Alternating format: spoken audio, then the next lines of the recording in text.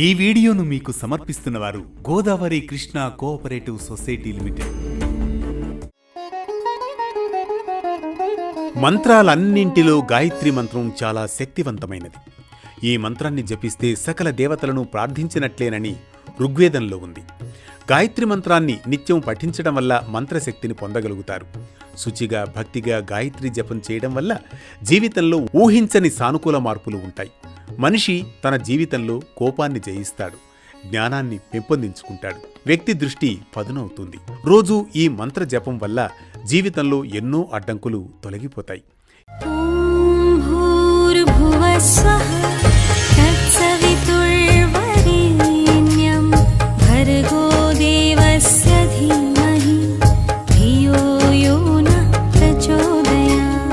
ఈ మంత్రం కేవలం భక్తి కోసమే కాదు, ఇందులో ప్రతి అక్షరం ఆరోగ్యాన్నిచ్చేది.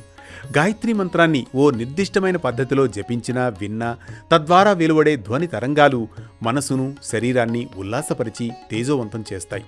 నాలుక ఉచ్చారణ ద్వారా కంఠం, అంగుటి, కొండనాలుక, పెదవులు, దంతాలు ఇలా నోటిలో విభిన్న అంగాలను ప్రభావితం చేస్తూ అక్కడి నుంచి నవనాడుల ద్వారా శరీరం మొత్తం వ్యాపిస్తుంది. అలా శరీరంలో ఉన్న 7 చక్రాలపైన ఈ ప్రభావం పడి ఆ చక్రాలు ఉత్తేజితమవుతాయి.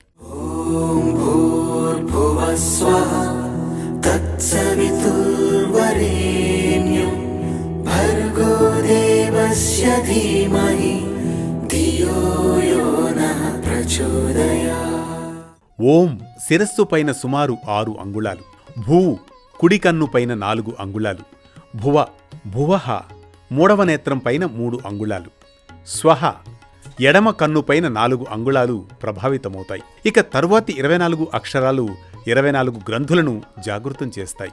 1 తత్ ఆజ్ఞాచక్రం, 2 స ఎడమ కన్ను, 3 వి కుడి కన్ను, 4 తుహు ఎడమ చెవి, 5 వా కుడి చెవి, 6 రే నాసిక, 7 ణి పై పెదవి, 8 ఎం క్రింది పెదవి, 9 భర్ కంఠము, 10 గో కంఠకూపము, 11 దే ఎడమ ఛాతి, 12 వా కుడి ఛాతి, 13 స్య ఉదరము, 14 ధీ కాలేయము, 15 మా ప్లీహ్యము, 16 హి నాభి, 17 ధి వెన్నుపూస చివరి భాగము, 18 యో ఎడమ భుజము, 19 యో కుడి భుజము, 20 నహ కుడి మోచేయి, 21 ప్ర ఎడమ మోచేయి పై భాగం, 22 సో కుడి మణికట్టు, 23 ద కుడి అరచేయి పై భాగం, 24 యాత్ ఎడమ అరచేయి.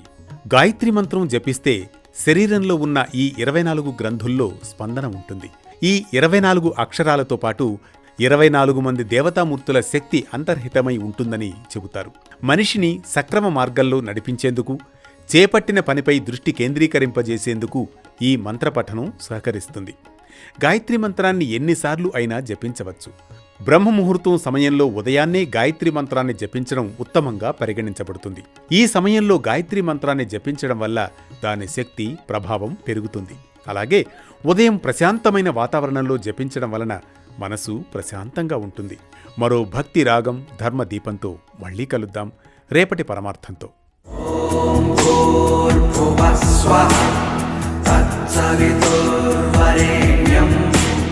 భర్గో దేవస్య ధీమహి ధియో యో నః ప్రచోదయాత్.